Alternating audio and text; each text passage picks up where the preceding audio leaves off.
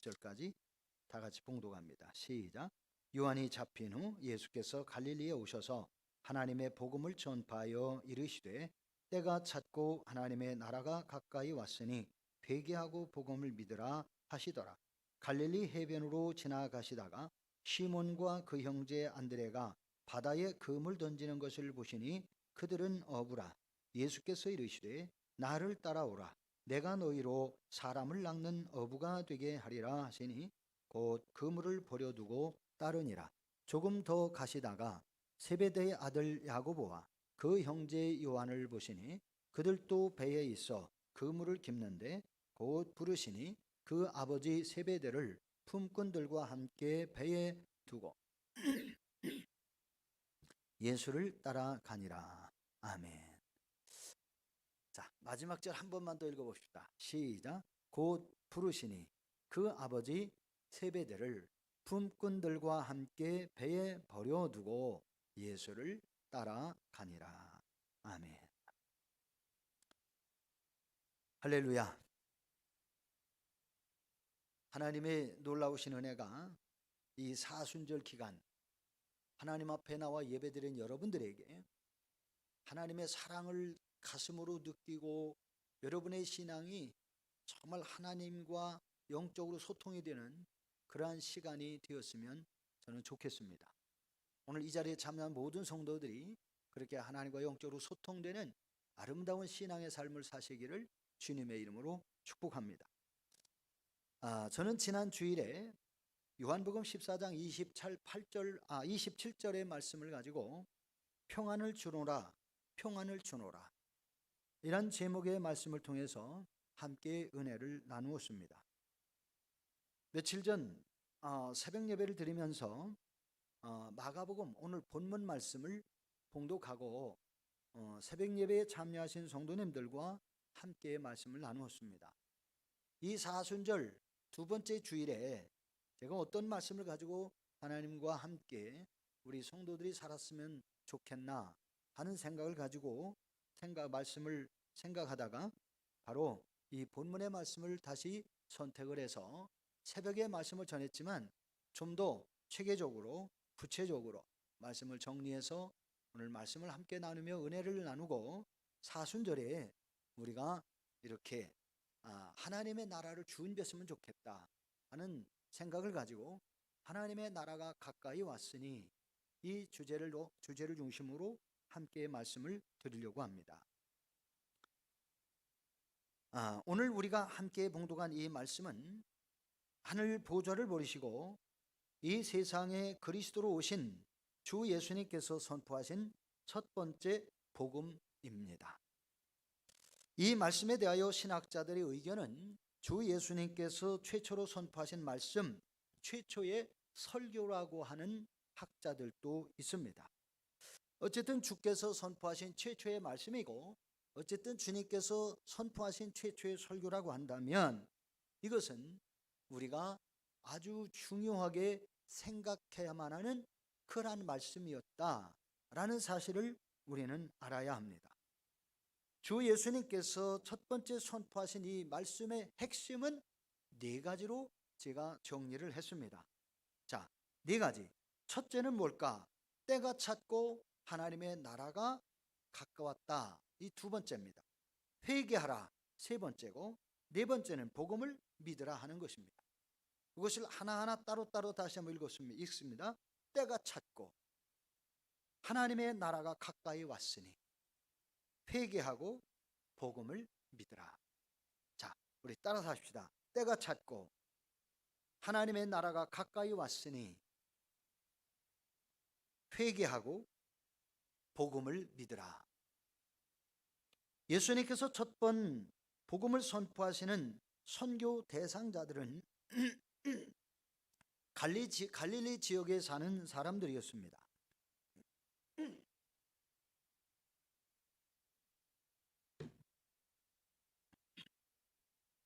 예수님은 첫 번 복음 선포 지역과 대상자들을 예루살렘으로 삼지 않으셨습니다. 유대 지역으로 삼지도 않으셨습니다. 갈릴리 지역으로 택하셨던 것입니다. 그러므로 우리는 먼저 예수님께서 갈릴리 지역을 선택하신 중요한 이유나 배경이 있을 것이라 생각을 하고 저는 여러분에게 갈릴리 지역에 대해서 잠깐 소개를 해드리려고 합니다. 갈릴리의 사람들은 어떤 부류의 사람들이었을까? 먼저 우리가 성경 말씀을 살펴보면서 우리가 함께 이해를 돕고자 하는 겁니다. 갈릴리는 예루살렘이나 유대 땅과는 다른 부분에 많이 있었습니다. 유대 지역에는 지식과 학식을 가진 사람들, 종교적으로 많은 사람들에게 존경을 받는 사람들, 이런 사람들이 그러한 유대 지역에 살고 있었던가 하면, 그러나 갈릴리 지역은 비천하고 무식하고 종교적으로도 불경건한 자들이라고 소외받던 사람들입니다. 예루살렘에 거주하던 사람들의 부류를 생각을 해보면 그들은 하나님 앞에 경건하다 생각하는 사람들, 권력을 가진 사람들, 부귀와 영화를 누리는 사람들이 예루살렘에 거하던 사람들이 주를 이루었다고 할 수 있겠습니다. 결국 갈릴리 사람들은 유대나 또는 예루살렘에 사는 사람들과는 달리 무시와 천대를 받으며 사람들을 대접을 제대로 받지 못하고 사는 사람들이 아주 가난하고 어렵게 사는 사람들이 대부분이었습니다. 이것을 성경에서 찾아보니까 이사야 9장 1절에서는 이렇게 말씀합니다. 전에 고통받던 자들에게는 흑암이 없으리로다.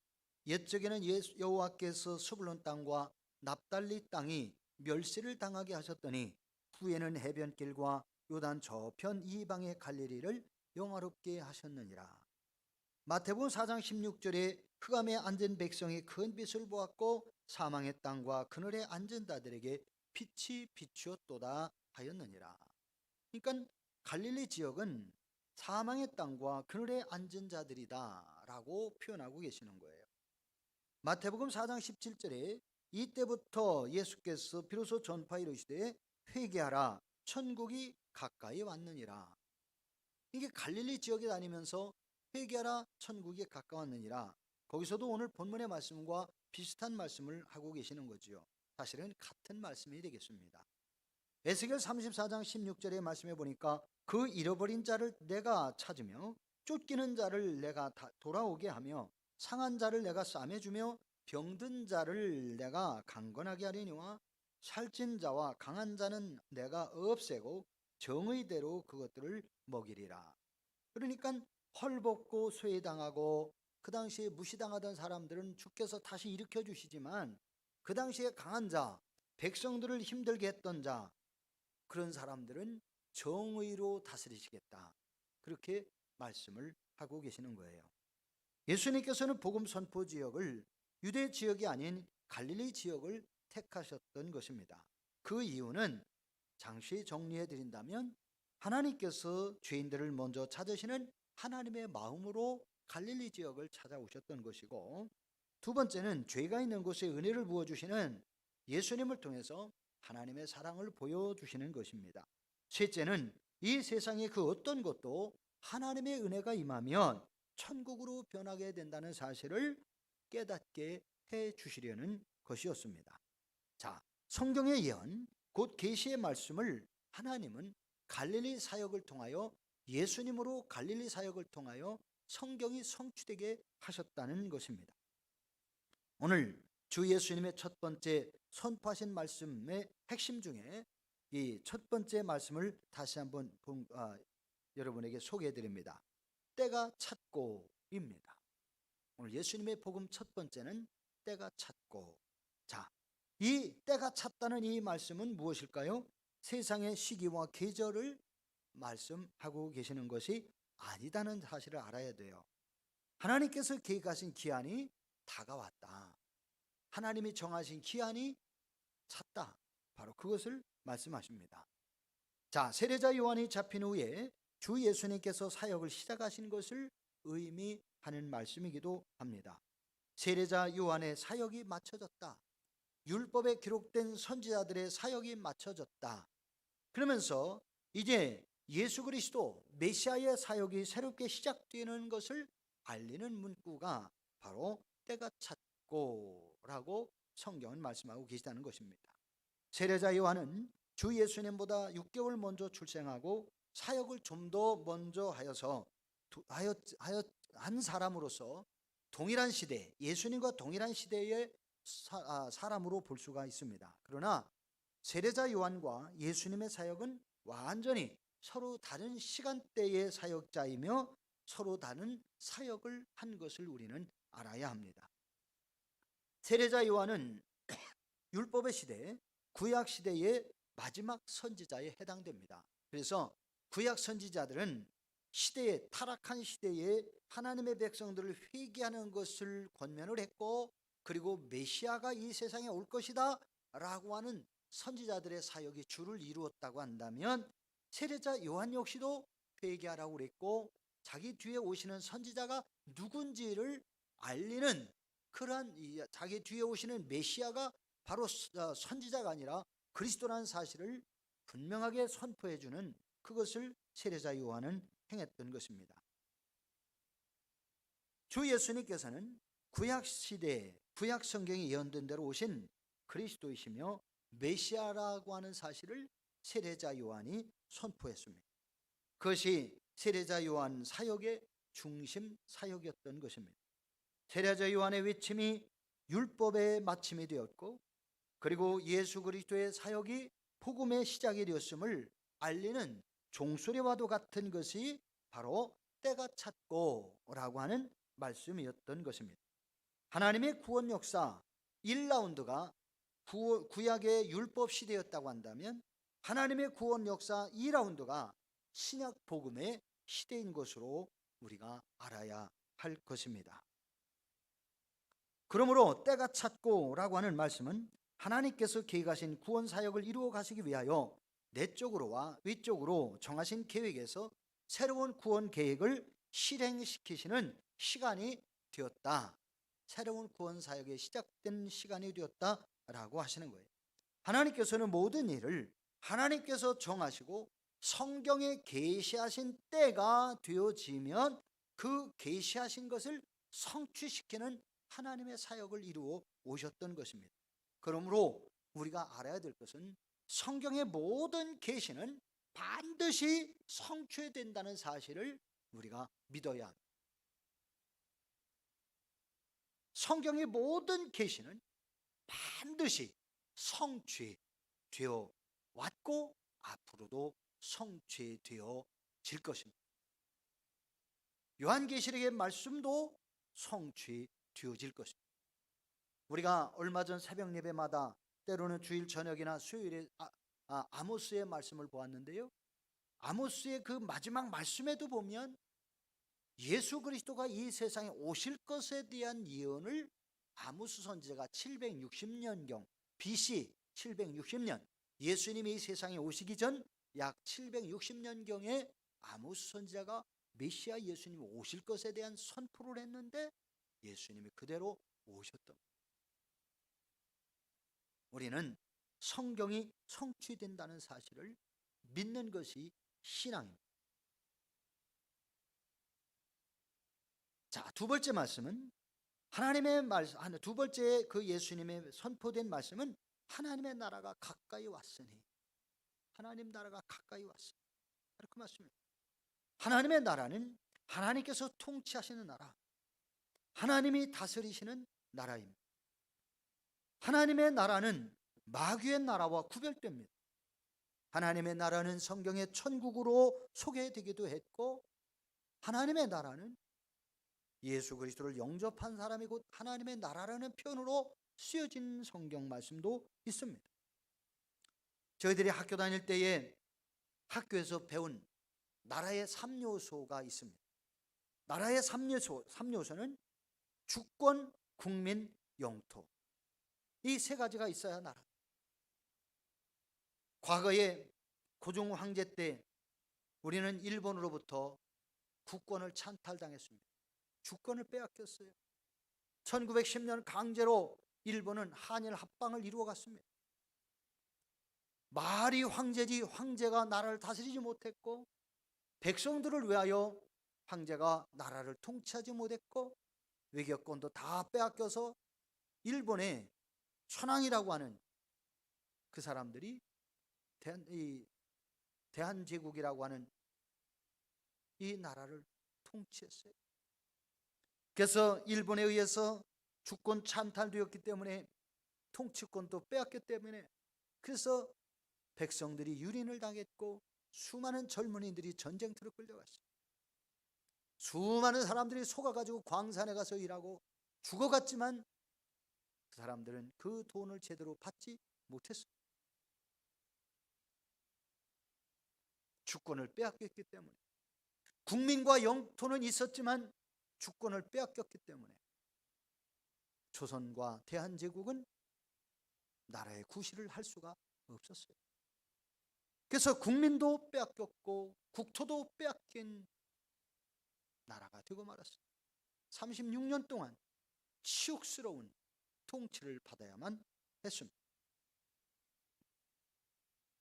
마찬가지입니다. 하나님의 나라는, 하나님의 주권, 하나님의 백성인 성도, 하나님의 나라를, 하나님이 통치하시는 그 나라, 영토, 그래서 하나님이 통치하시는 모든 지역, 하나님의 영토, 천국도 하나님의 영토, 이 세상도 하나님의 영토, 그 세 가지 조건이 이루어지는 것이 하나님의 나라입니다. 갈릴리 지역에 살던 이들은 하나님의 백성이면서도 하나님의 은혜나 하나님의 사랑을 느낄 수 없는 고단하고 소외된 삶을 살아야 했습니다.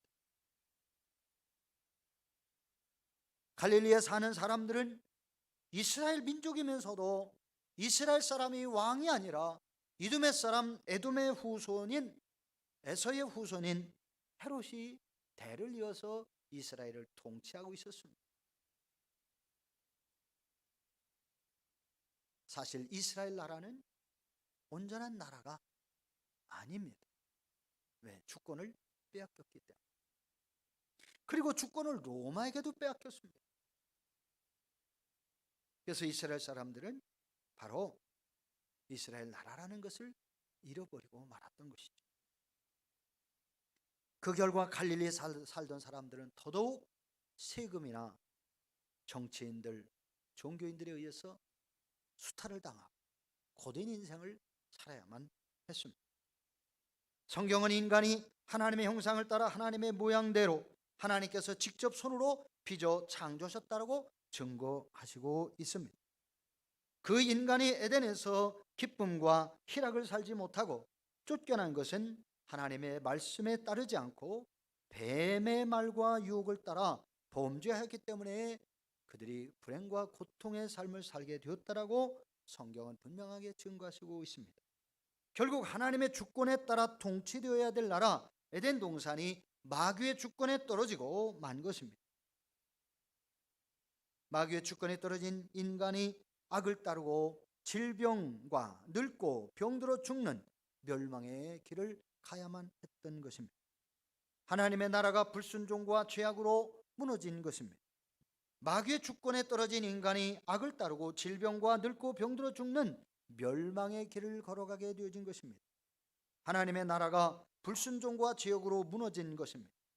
인간의 타락이 죄를 만들었고 죄의 지배자인 사탄이 인간 세상을 장악하여 인간들은 하나같이 타락하고 말았습니다. 그래서 아담의 후손 가인이 아벨을 죽였고 가인의 후손은 대대로 무기를 만들면서 수많은 사람들 죽여왔어요. 그래서 하나님은 노아 시대에 그렇게 죄 가운데 사는 모든 인류를 지으신 것을 후회하시면서 노아와 그 가족들을 통하여 방주를 지으라고 하시고 그들에게 복음을 전하고 하셨지만 사람들은 복음을 받아들이지 않았고 구원받은 사람은 노아의 8가족뿐이었습니다. 8명 가족, 노아의 가족 8명 뿐이었어요. 오늘 이 시대에도 바로 인간들은 하나님의 말씀과 선한 뜻을 따라 살기보다는 죄의 유혹과 욕심을 따라 악한 영 사단이 좋아하는 그러한 수단과 방법을 쫓아가면서 타락의 길을 걸어가고 있습니다. 그렇게 타락하여 멸망의 길을 달려가는 인간들을 구원하려고 하나님께서 구원 사역을 새롭게 시작하신 구원 역사가 바로 예수 그리스도입니다. 하나님의 통치를 받는 나라, 하나님의 통치를 받는 성도, 바로 이런 나라가 하나님 나라가 되어지는 것입니다. 하나님 나라가 가까이 왔다는 것은 하나님의 구원 사역을 위한 통치가 시작되었음을 선포하신 것입니다. 하나님의 나라는 이 세상에 속하지 않은 구원받은 하나님의 자녀들과 하나님의 축복을 입은 모든 피조물을 말합니다. 우리가 하나님의 나라에 대하여 알아야 할 것은 하나님의 나라가 믿는 자들에게는 구원의 은혜요, 축복이며 영원한 상급이요 생명입니다. 그러나 하나님을 믿지 않는 불신자들에게는 영원한 고통이요 저주이며 영원한 멸망이 되어지는 것입니다. 그래서 주 예수님께서는 멸망의 대상인 불신자들과 불순종의 사람들을 향하여 선포하셨습니다. 하나님의 나라가 가까이 왔으니 회개하고 복음을 믿으라고 선포하셨던 것입니다. 회개하고 복음을 믿으면 구원을 받습니다. 그러나 회개하지 않으면 죄를 용서받을 수 없으며 회개 없는 구원은 절대로 없기 때문입니다. 회개 없는 구원은 없습니다. 회개하지 않으면 죄를 용서받을 수 없습니다. 어떤 이들은 교회에 출석을 하지 않으면서도 구원받았다고 합니다. 어떤 이들은 하나님의 말씀을 따라 살지 않으면서도 구원받았다고 천국에 간다고 자신합니다. 한 번 구원받은 것은 정말 영원한 구원이라고 생각하는 사람들도 있어요. 그런데 여러분, 정말 한 번 구원받은 것은 영원한 구원일까요? 예수님을 믿고 구원받은 사람은 어떠한 경우에도 구원을 잃지 않습니까? 예수님을 믿은 사람은 어떠한 죄를 지어도 이미 모든 죄를 용서받았기 때문에 영원히 구원받나요? 성경을 엉터리 해석하는 구원파 거짓 목사 박옥수 씨의 가증된 설교에 여러분 속지 마시기를 바랍니다. 아담은 하나님이 창조하셨기 때문에 영원히 그가 구원받습니까?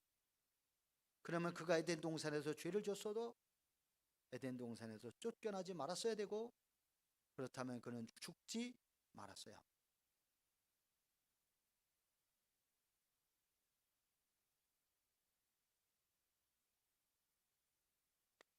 정말 한 번 구원받은 사람은 영원한 구원이며, 한 번 구원받은 사람은 어떠한 죄를 지어도 절대로 지옥에 가지 않고 영생에 이릅니까? 구원파 박옥수 씨는 그런 설교를 합니다. 복음 침례라고 하는 구원파, 그들은 그런 얘기를 합니다. 그런데 그들은 그 설교가 거짓말이 아니라고 합니다. 그러나 구원받지 못한 거짓말. 왜요? 성경으로 풀지 않았기 때문에 그렇습니다. 자, 성경을 우리가 좀 더 자세히 알면 그것이 분명히 거짓말이라는 것을 알게 되는데, 제가 여러 성경을 다 소개해드리기가 어려워요. 짧은 시간에. 벌써 11시 57분입니다. 그런데 저 시계가 3분이 빨라요. 자, 제가 좀 더 소개 말씀드립니다. 예수님은 분명히 말씀하십니다. 하나님의 나라가 가까이 왔으니 회개하고 복음을 믿으라 하셨습니다. 그리고 요한복음 15장 5절에서 예수님은 분명하게 말씀합니다. 나는 포도나무여 너희는 가지라. 나는 포도나무여 너희는 가지라.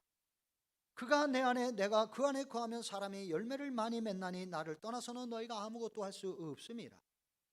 예수님은 포도나무요, 예수님의 제자들 또한 저와 여러분은 포도나무의 가지와 같은 존재다라고 말씀을 하고 계세요. 이 비유적인 말씀입니다. 예수님은 분명히 그가 내 안에 내가 그 안에 거하면 그 사람이 열매를 많이 맺나니라고 하셨어요.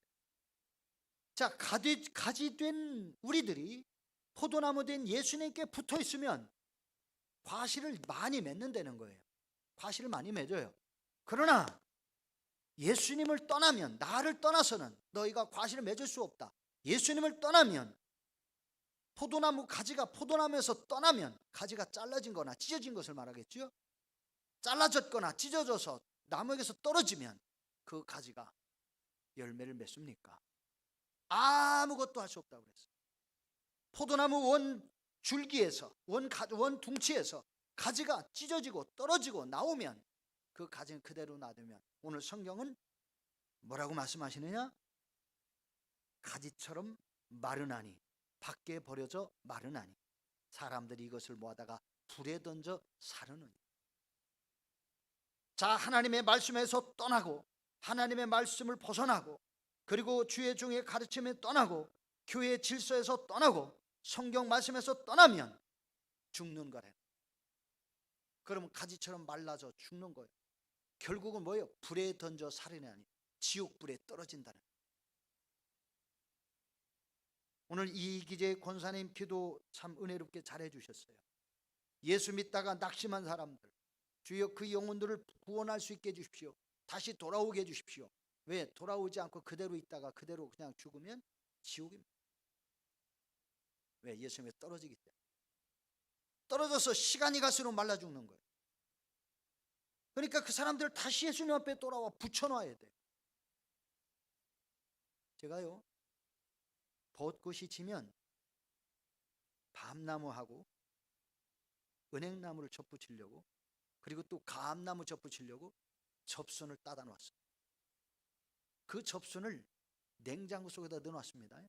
작년에 접순 붙여가지고 살아난 것도 있는데 살아있는 것을 그냥 예초해가지고 후락 쳐가지고 다 죽은 것도 있어요. 그래서 이번에 믹브루를 그렇게 다시 살리려고 그걸 접순을 해놨어요. 접순을 그냥 밖에다 내버려 두면요 말라 죽어버려요. 그래서 어떻게 하냐, 비닐에다 포장해가지고 바람을 최대한 빼고 그리고 꼭 묶어서 냉장고 차가운 냉동실에다가 집어넣었어요. 겨울에 가지가 밖에서 깡깡 얼어도 새봄에 보면 싹이 나오죠. 그 접순을 갖다가 나무에다 붙이면 다시 사는 거예요. 예전에는 접순을 붙여놓았는데 그것을 이제 본드나 이런 걸 바르지 않고 초를 바르지 않고 그냥 이렇게 비닐로 챙챙 감아놨더니요 비가 와가지고 거기에 습이 차고 물이 들어가가지고 이 나무가 다 죽더라고요. 그래서 제가 그거를 후배 목사님한테 얘기를 했더니 후배 목사는 박사예요. 아우 목사님 거기다가 본드 바르세요. 근데 무슨 본드냐, 목공 본드 바르라는 거예요. 그러면 괜찮습니다. 살아납니다. 그러더라고요. 그래서 목공 본드를 발랐어요.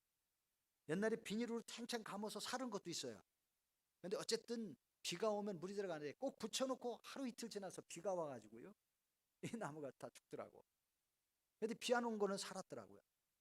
비가 안 온 것은. 그것을 보면서 작년에 목공 본드를 다 발랐어요. 오공 본드. 그랬더니 모두가 살아가지고 잎이 싹 올라오더라고. 자, 가지가 잘라져서 밖으로 나가면 죽습니다.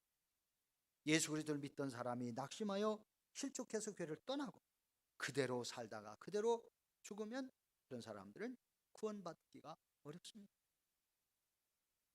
최종적인 것은 하나님이 아시지만 성경적인 측면에서는 구원받을 수 없습니다.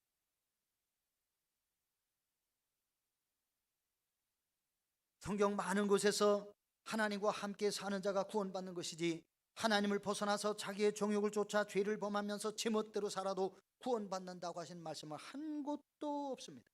그러나 코로나19로 두려워하는 사람들은 하나님의 나라에 대한 불신이 아주 큰 것을 볼 수 있어요. 하나님을 믿는다고 말하는 수많은 사람들은 하나님이 코로나를 무서워해서 숨어 계신 줄로 착각하는 것 같습니다. 하나님도 코로나가 무서워서 교회 출석하는 사람들을 도와주지 못하는 무능한 하나님으로 아는 것 같습니다. 하나님께서 하나님의 주권으로 통치하시고 다스리시며 치료하시는 하나님의 나라를 믿지 못하는 것입니다. 하나님께 대해 불신하는 믿음 없는 불신의 사람들에게 하나님의 나라는 임하지 않습니다. 주 예수님께서 요한복음 15장 6절에 말씀하신 것처럼 사람이 내 안에 거하지 않으면 밖에 가지처럼 밖에 버려지나니 마르나니 버려져 마르나니 사람들이 그것을 모아다가 불에 던져 사르느니라. 분명히 알아야 합니다. 하나님의 말씀에 대하여 불순종하는 사람들에게 하나님의 나라는 임하지 않습니다. 오히려 징계와 영원한 멸망인 지옥불만 준비되어 있을 뿐입니다.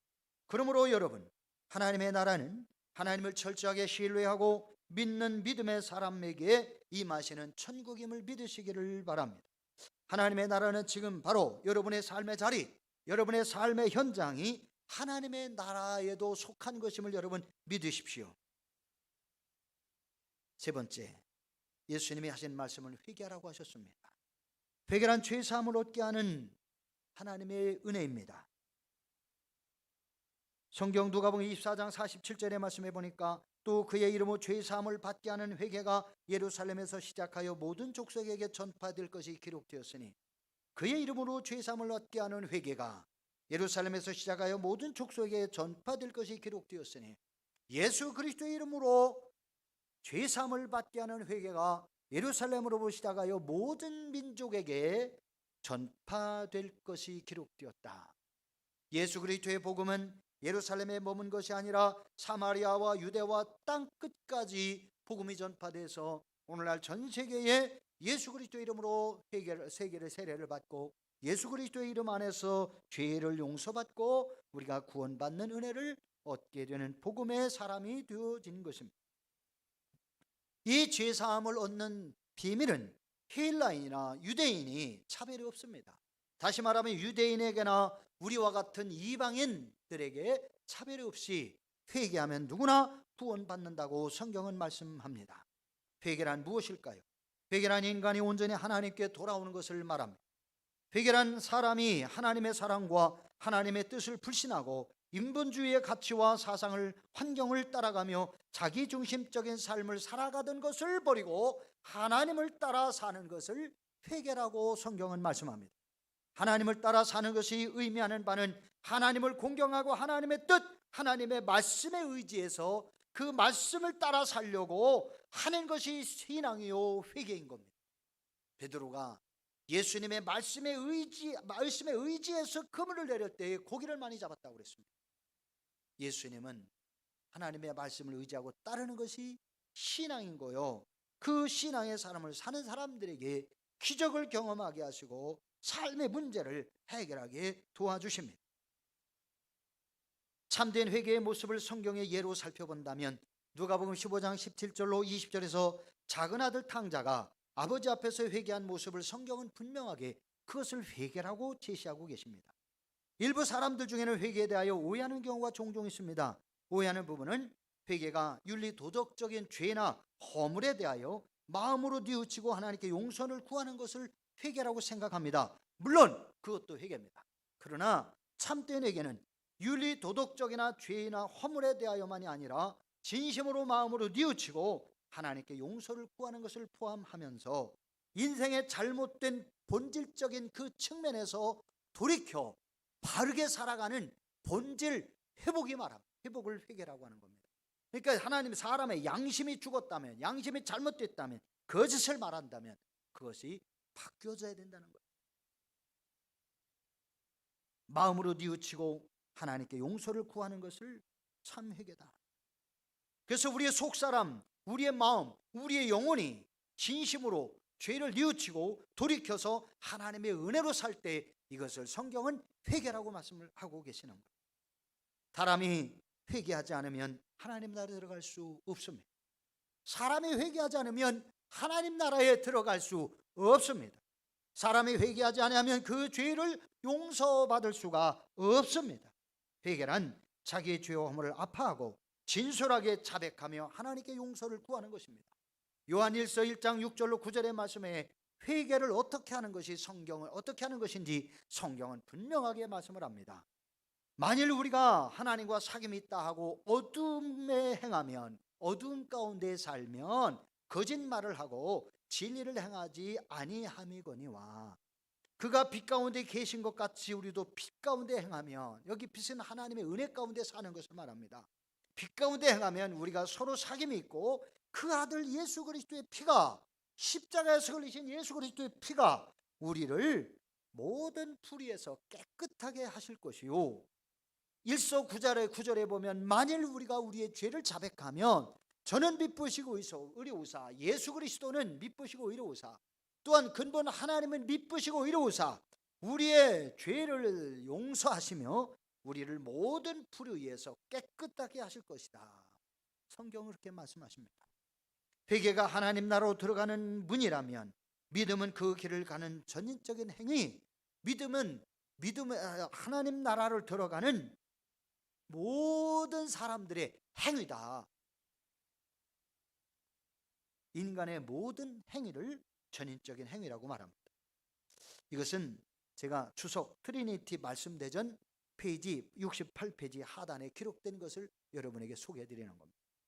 네 번째, 예수님이 선포하는 말씀은 복음을 믿으라입니다. 죄송합니다. 오늘 이 말씀은 조금 시간이 길어도 오후 예배 없으니까 조금만 더 할게요. 네 번째 말씀은 복음을 믿으라입니다. 복음이 무엇입니까? 복음은 기쁜 소식입니다. 나를 구원하신다고 하는 기쁜 소식, 하나님이 나를 구원하신다고 하는 기쁜 소식, 그것이 복음입니다. 그 복음을 성경 요한복음 3장 16절로 17절에 말씀합니다. 하나님이 세상을 이처럼 사랑하사 독생자를 주셨으니 이는 저를 믿는 자마다 멸망치 않고 영생을 얻게 하려 하심이라. 하나님이 그 아들을 세상에 보내신 것은 세상을 심판하려 하심이 아니요 저로 말미암아 세상을 구원하려 하심이라. 이것이 복음이에요. 복음은 예수 그리스도를 통해서 모든 인류에게 다가오신 하나님의 사랑이며 하나님의 은혜입니다. 하나님이 나를 사랑하셔서 예수 그리스도를 십자가에 못 박아 그 십자가를 통하여 나의 죄를 용서하시고 하나님의 자녀로 삼으신 사랑, 이것이 복음입니다. 하나님의 사랑이 여러분을 사랑하셔서 예수 그리스도를 십자가에 못 박아 십자가의 피를 통하여 여러분의 죄를 용서하시고 여러분에게 구원의 손길을 내밀어 주신 것이 하나님의 사랑, 그것이 복음이라는 것이에요. 하나님의 그 놀라운 사랑을 내가 받고 누릴 수 있는 관문은 회개와 믿음뿐입니다. 회개와 믿음 없이는 하나님께서 구원하시는 사랑을 받을 수도 없고 수여할 수도 없습니다. 회개와 믿음을 통한 구원이 진정 성경에서 말하는 구원의 비밀입니다. 그것이 바로 복음입니다. 예수 그리스도의 십자가의 대속의 은혜를 믿고 회개의 과정을 통해 하나님의 사랑 안에 들어온 자들이 구원받는 것입니다. 이것이야말로 이 세상 그 무엇과도 바꿀 수 없는 하나님의 사랑인 것입니다. 복음은 하나님의 사랑으로 주어진 구원의 은혜가 세 가지로 나누어 볼 수 있는데 사도 요한을 통해서 요한 3서 2절에 증거하고 계십니다. 사랑하는 자여, 네 영혼이 잘된 같이 네가 범사에 잘되고 강건하기를 내가 간구하노라. 이 말씀에서 하나님의 영혼이 잘된 같이 범사가 잘되고 강건케 하시는 은혜가 있음을 선포하시는 것입니다. 복음은 하나님의 구원이며 복음은 영혼의 구원과 육체의 구원 그리고 생활의 구원으로 나누어 수 있습니다. 그래서 예수님은 구원을 위한 복음 사역을 시작하시면서 함께 사역할 제자들을 부르셔서 사람 낚는 업으로 그들을 양육하신 것입니다. 그 사람들이 바로 예수님의 12 제자들이었습니다. 오늘 본문 16절로 20절까지 예수님은 4명의 제자를 부르신 내용의 말씀이 기록되어 있는 것이죠.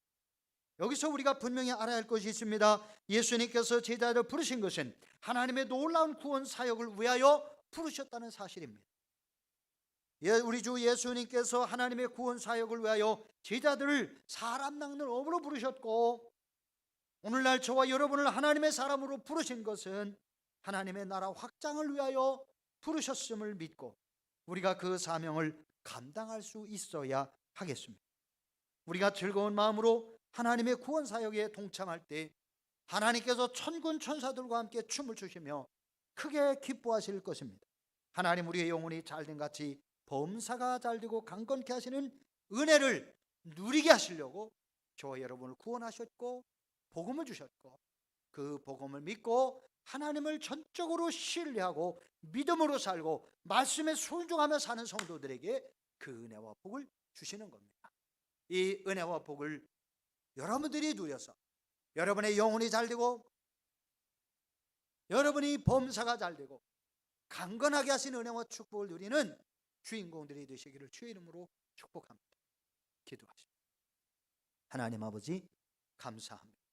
저희들이 하나님께서 저희들을 구원하시는 놀라우신 은혜, 그것을 통하여 하나님 나라가 저희들에게 임하게 하셨고 하나님 나라 백성으로 하나님의 자녀로 이제는 영원한 생명의 복을 누리게 하셨음을 저희들이 믿게 하여 주시고, 그 은혜를 입고 누릴 수 있는 길이 바로 회개요, 믿음이요.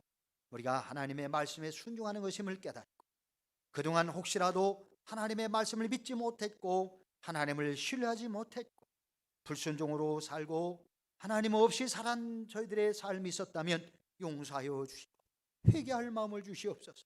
그리고 저희들 하여금 하나님의 자녀로 온전히 믿음을 지켜 살아가는 하나님의 자녀가 되어져서 이 땅에서도 하나님 나라 천국을 누리며 살아가는 복된 행복한 성도들이 되게 하여 주옵소서. 예수 그리스도의 이름으로 기도 올려옵나이다. 아멘.